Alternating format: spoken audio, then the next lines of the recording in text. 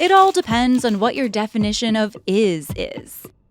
This odd statement became one of the most memorable and scrutinized moments of a scandal involving U.S. President Bill Clinton.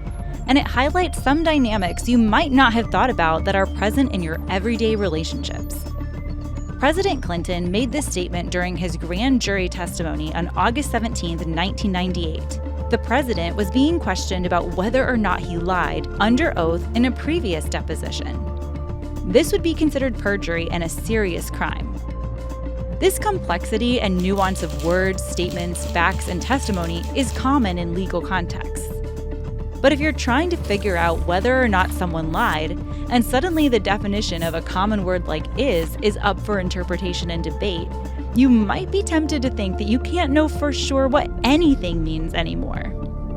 But ask yourself this question. If this conversation occurred between you and your spouse, how would you feel about your spouse saying, "It all depends on what your definition of is"?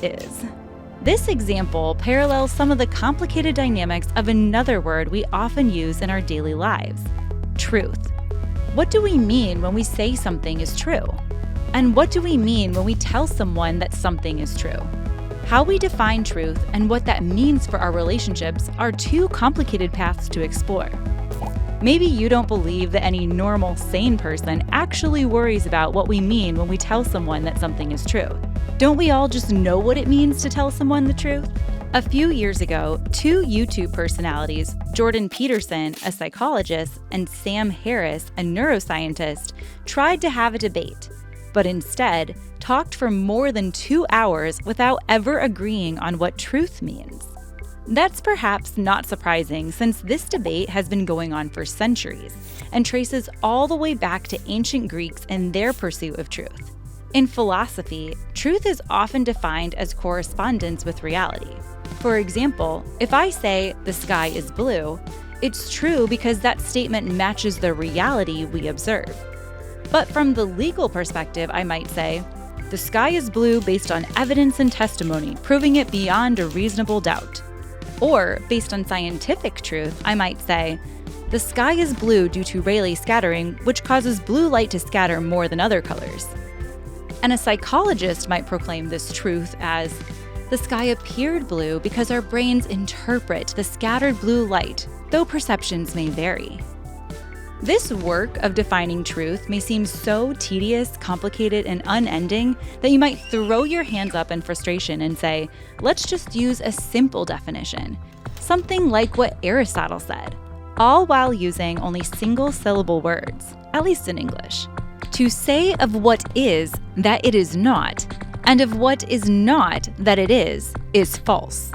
While to say of what is that it is, and of what is not that it is not, is truth. Yet even with that definition, you could still one day be faced with a spouse who quips back, well, it all depends on what your definition of is. Perjury is a serious crime. But lying under oath is more than just a crime. It shows a willingness to deceive even in the most serious settings, like court. Truth-telling is inherently important because it involves our commitment to others. Perjury, like lying to a loved one, is a betrayal of trust, saying, I'm telling the truth, while the reality is otherwise. And all lying damages trust. Are your relationships with others built on truth? On trust? These questions may seem like tedious topics for philosophers, until someone you care about asks you, what is truth?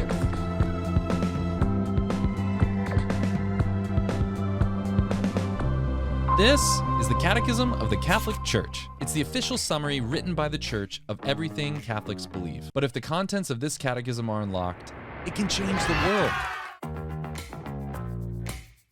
We believe the Catechism isn't a dry, dusty textbook. It's a gift. It's the faithful echo of a God who desires to reveal himself to us. We're creating content that's relevant, watchable, the type of content you want to share with your friends.